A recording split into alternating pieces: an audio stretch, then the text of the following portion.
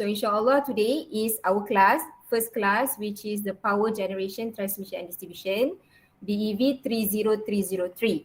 Okay, so for this subject, we have 6 sections, right? 6 sections. Puan Rohaiza, me, myself, Dr. Nohanis binti Mawarazi, and then we have Dr. Ahmad Fatih, Dr. Makno, and also Associate Professor PM Dr. Irwan Sulaiman, alright? So for me, my class, I have to handle section 3, okay? So please make sure that you are in the right class, DEV 30303, and also the right section. Betul tak ni? Betul masuk kelas tak ni? Betul. Betul eh? Betul. So your class is on Sunday, macam hari ni lah, Sunday, from 11 to 2 p.m. Tapi tak exactly lah kita habis sampai 2 p.m. which is until 3 hours, right? So maybe if let's say I manage to cover before 3 hours, then we can stop our class mungkin awal lagi lah, alright? So what I get from the TCIS, I got about 35 students, include 1 student, international student. Ada tak hari ni? Mahmud? Ada tak ada? Tak ada eh? So I have 35 student lah. Plus with 1 student, international student, Mahmud lah. Alright? So this is our class. Okay. This is about myself lah. My name is Dr. Nohanis binti Mawarazi. Okay, this one is my room, QA 50121, but because of the pandemic, we still using the online system. So I think that we will not going to have a face-to-face, right? Okay, and then my email, norhanis@uthsm.edu.my. And then today's section is 3, okay? And then we have my handphone number is 013-7716-678. Okay, so for this class, I will use 3 online platform. Okay, because of we know that the pandemic COVID-19, so we still have to use the online platform. Alright, no face-to-face punya method lah. So for this online platform, I will use the first one is the WhatsApp group. I believe that all of you have joined this WhatsApp group. Dah join? Yes. Yes, okay, bagus. So WhatsApp group. And then I will give all the latest information regarding this subject in our WhatsApp group. And then I will use also the auto system. Auto system dah join juga? Ada yang tak join lagi? Ada yang Dah, doktor. Ada yang dah? Right, so tak apa, nanti I will share you the code for the auto system, then you can join lah, okay? So auto system, by using auto system, I will use this platform to share all the assessment, for example, quiz, test, final exam, and then maybe I'll give you some exercise, okay, videos, all of that in auto lah, right? And then for this class session, I will use 2 methods. The first one is we call synchronous method. So synchronous method is like today, I meet you by using the Google Meet, alright? That one is synchronous method. And then the second one is by using asynchronous method. Asynchronous method is I will upload my lecture video in my YouTube, and then you can follow lah my YouTube channel, which is Sawatul Nur, and then you can get all the latest lecture videos in my YouTube session. Okay. Okay, next is the student academic. Okay, regarding for your class, I can consider if you don't want to turn on your camera, but if let's say I ask any questions and I call your names, if you are not responding my questions, then I'll consider you absent, even though you have joined the Google Meet session. Faham? Clear about that? Faham, doktor. Okay, bagus Kadang-kadang saya tanya soalan, saya panggil je, saya ambil je, pick up nama-nama. Kalau dia tak reply, dia tak respond, then I consider dia absent. So right? Okay. And then this is the student academic load. Okay. So your subject contains about 3 credits. Okay, 3 credits hours. and then you don't have any tutorial or practical. Okay, so for this subject, we have 3 types of categories for the activities. The first one we call as a guided learning. So what is guided learning? So all the activities that regarding with the lectures is we consider as a guided learning. Okay, so for lectures, we'll took about 42 total hours per semester. Okay, so for this subject, we don't have any tutorial and also practical. And also we don't have any student-centered learning activities. For example, POPBL. You pernah dengar tak POPBL? PBL, POPBL, pernah dengar? Tak ada. PBL is problem-based learning. POPBL is project-oriented problem-based learning. Okay, so we our subject is not we're going to be applying these types of methods. Alright. And then the second category of our activities is the independent study. This means that your side, okay, how you want to study. So basically you have to prepare the assignment, project. This one we expect that you will do the assignment project is about 18 hours per semester. And then you revise, do the revision 32 hours per semester. And also preparation for the assessment about 12 hours per semester. In total is 62 hours per semester just for the independent study. Alright, and the third one, we'll have the formal assessment. What is formal assessment? We divide into, first is the continuous assessment, including your test, your quiz, right? Your exercise, your assignment. That one is continuous assessment. Alright, and the total hours is about 13 hours per semester. And finally, your final exam is 3 hours per semester. So in total, your student learning time for this subject is about 120 hours per semester. Right. So next is about the course goals. Okay, so of course in all course must have the goals, right? So for this subject, what is the goal for this subject? Okay, so the goal of this subject is we want you to provide students with a systematic understanding what is the modern electrical power network, okay, which consists of generation, transmission and distribution or GTD. Okay, so you have to know what is modern electrical power network. Okay, the second one is you will cover in order to know what is the modern electrical power network, you have to know what is the types of power generation technologies, all right, and then study of elements of transmission and distribution, the constant of transmission, the types of transmission system, and also the AC distribution. Okay, so that is the aim of this course. Okay, so next is the course learning outcomes. Okay, so when we talk about a course, of course we expect something that you can get from this course that we call as the course learning outcomes or CLO. Saya percaya you all dah tahu, dah selalu dengar kan CLO, betul tak? Ke baru nak dengar ni kelas ni? Dengar. Biasa. Selalu dengar. Biasa dengar. Dah biasa dengar. Ni semua hebat-hebat. Right. So, untuk this subject, what we expect you adalah, the first is we expect you can analyze the various types of power generation and elements of transmission and distribution system based on the electrical power theory. Okay, siapa tahu LOD dengan PLO ni? Ada yang tahu? CLO tahu kan? Ni saya tak pernah dengar. Oh, tak pernah dengar? Ini macam baru ni. Baru Betul alright. pasal.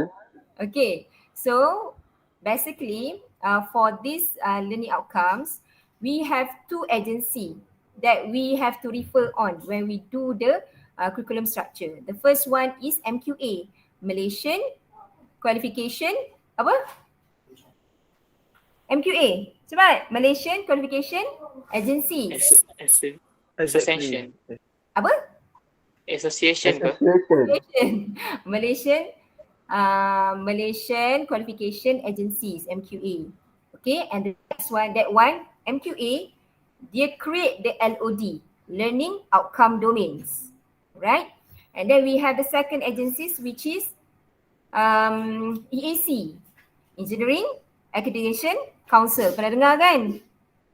So this Engineering Accreditation Council, based on the Washington Accord, they create this program learning outcomes. Jadi, so when we create our curriculum structure, we have to base on the MQA and also EAC. Alright. So for this first CLO1, we have to map with the LOD1. So PLO kita ada 12 PLOs. Alright. So LOD1 first, okay, hari ni saya tak akan panggil nama lah. Saya akan start panggil nama next week. Alright. Okay, so LOD1 is KN is knowledge. And then PLO1 is knowledge juga. Alright. So C is the taxonomy belum. Okay, taxonomy learning. Alright, so kita ada 3 types of learning taxonomy, which are cognitive, psychomotor and also affective. Kita ada betul-betul dekat dalam SMAP ada kan. So kita ada 3 namanya learning taxonomy. We have the cognitive. Cognitive is berkaitan dengan you punya brain. Okay, macam mana you nak jawab periksa and so on kan. You nak jawab test, exam, you use your brain, that is cognitive.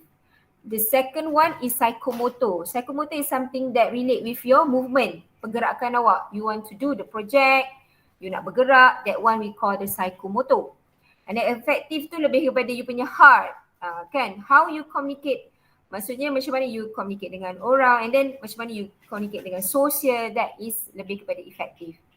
And this type of learning taxonomy have the level dia. Alright, saya akan tunjuklah learning taxonomy tu apa. But for the first CLO, dia jatuh kepada level 4. Cognitive level 4. Okay, understand? Right, the second CLO is conduct a project on GTD lah, Generation, Transmission, Distribution of electrical power according to accepted practice and regulation. So for this CLO2, we map with LOD8.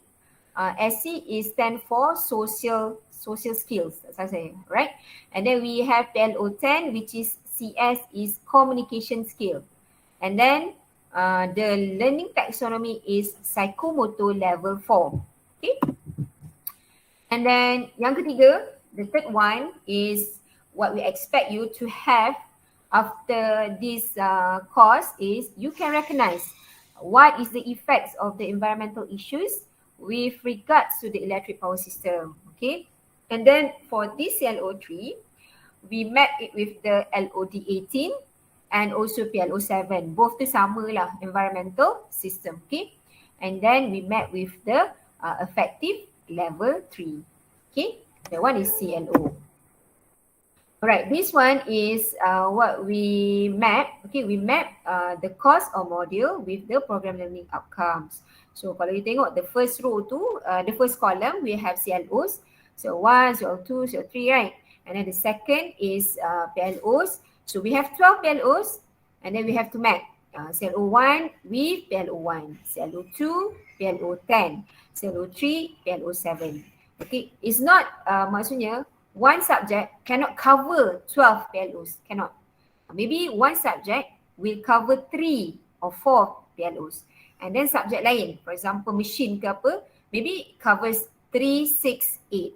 So yang penting, the important things is these 12 PLOs must cover for each of the course in the program. Okay, faham eh? So all the PLOs ni akan ada, you akan dapat. And then we can dapat data lah what is the result of each of the students for the PLO achievement. Alright, and then kalau CL1, for CL1, teaching methods dia adalah distance learning. Macam sekarang lah, kita just non face to face, tapi kira macam we face to face jugalah but dalam maya kan, okay. And then will give you lecture. Assessment dia for CLO1 is based on your test, your assignment and final exam. And then CLO2 yang buat project tadi kan, I have mentioned before. So that one is distant learning, non-face-to-face, and then lecture, project and group discussion. So assessment is by your group project report and also your presentation. Okay. And then we have CLO3. CLO3 is you can evaluate the effects of the environmental kan. So that one give you teaching method is based on the lecture, project and also group discussion, and assessment is group project report and presentation. And what is the KPI, key performance index for this subject is we have to make sure that 50% of the student achieve 55% of marks. Maksudnya 50% of student ni, total 35 ni, separuh dia mesti achieve sekurang-kurangnya at least apa? C 55% and above. Okay, barulah we can conclude that we have achieved KPI for this subject. Alright.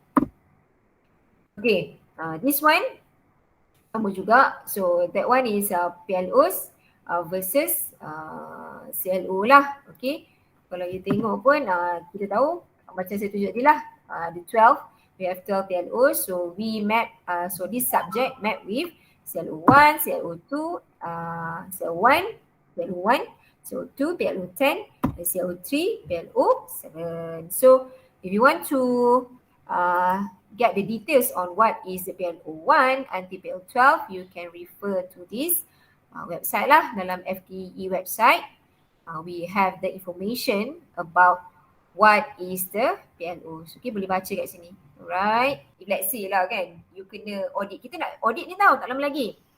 EAC akan datang by 1st of November, saya tak salah saya. And some of student will be choose to join the interview session dengan panel. So one of the favorite questions is what is our PEO? PEO tu apa? Program Educational Objective.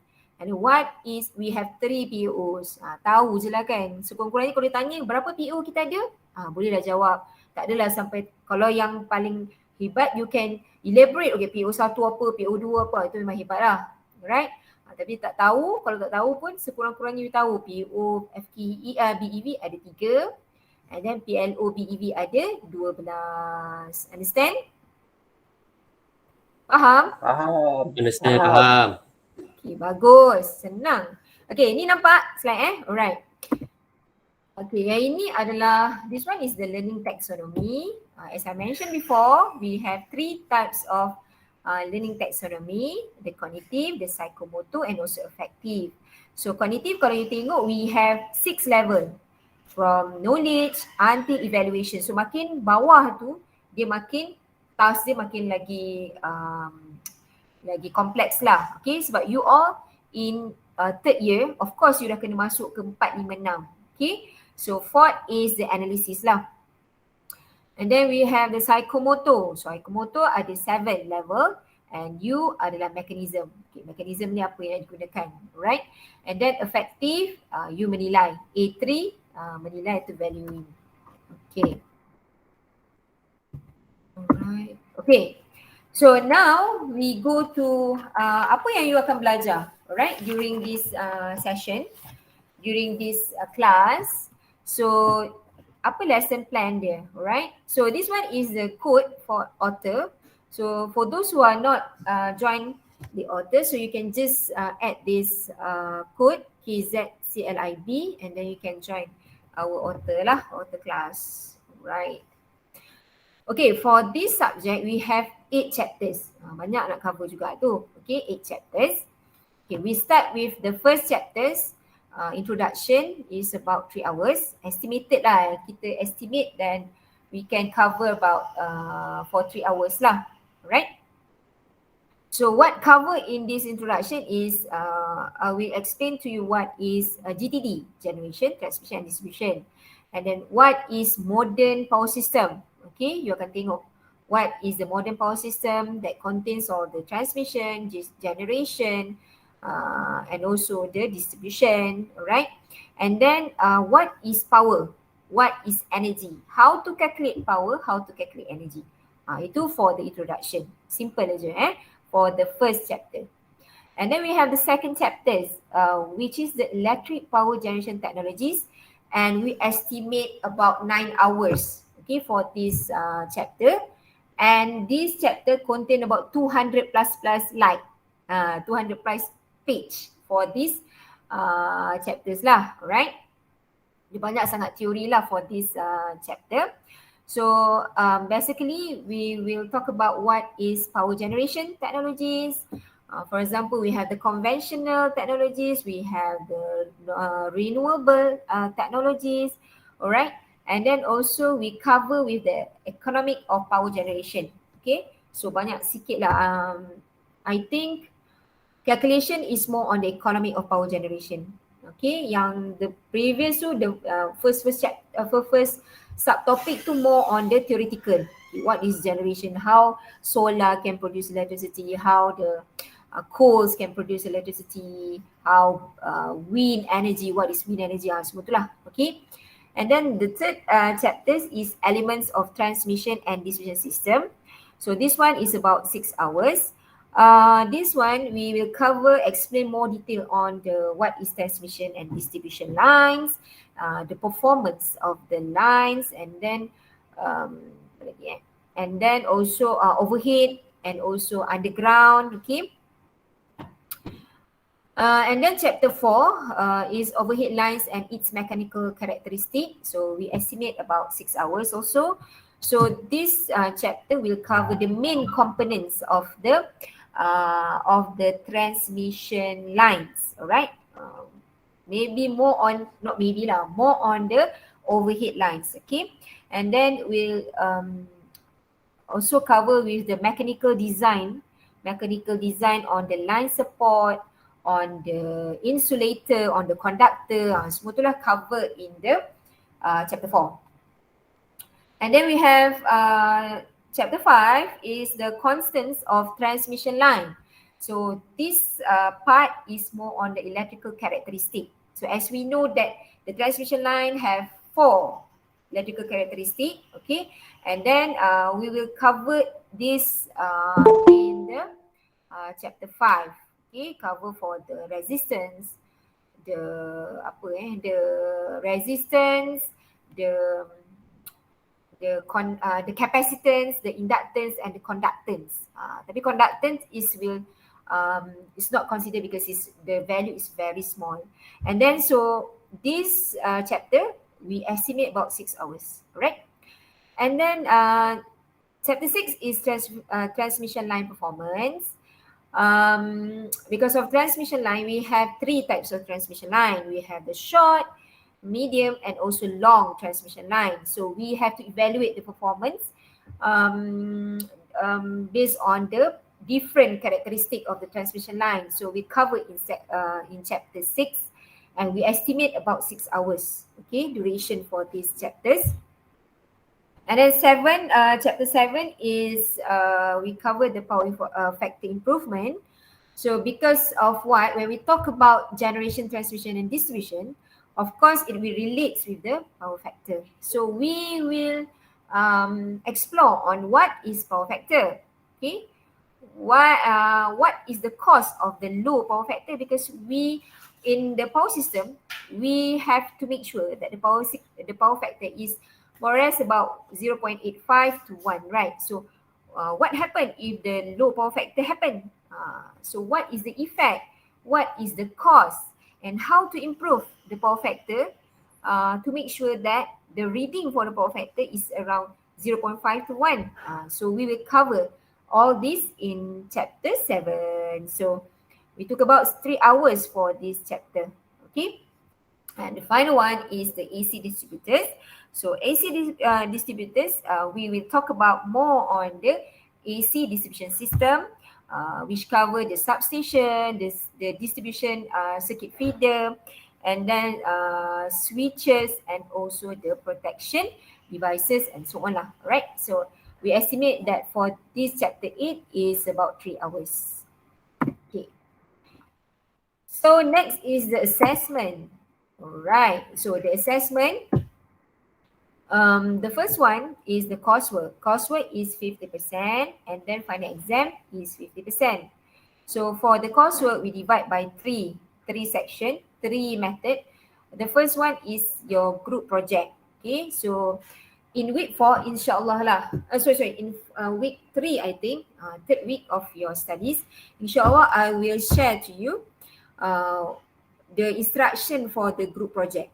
Okay, so for the group project, we'll cover chapter 1 and chapter 2, okay, which is that we met with the CLO2 and CLO3. Okay, so this group project contains about 25%, tinggi tu. So please make sure that you do you buat betul-betul lah, okay, for your group project in order to get the good results, the good marks lah for your for this subject. Okay, 25% besar, tinggi, right? And then the duration of your group project is from week 4 until week 13. Kita bagi masa tu. Alright, lebih kurang dalam berapa ni? 9 minggu. Okay, 9 weeks. Okay, so starting from 31st of October until 8 of January 2022. Okay, so the deadline is 8 January lah. So by 8 January, you have to submit your group project. Okay, so all this information, all submission, we will use the auto system. The second one is test. Okay, so in this subject, we only have one test that contains about 20%. Alright.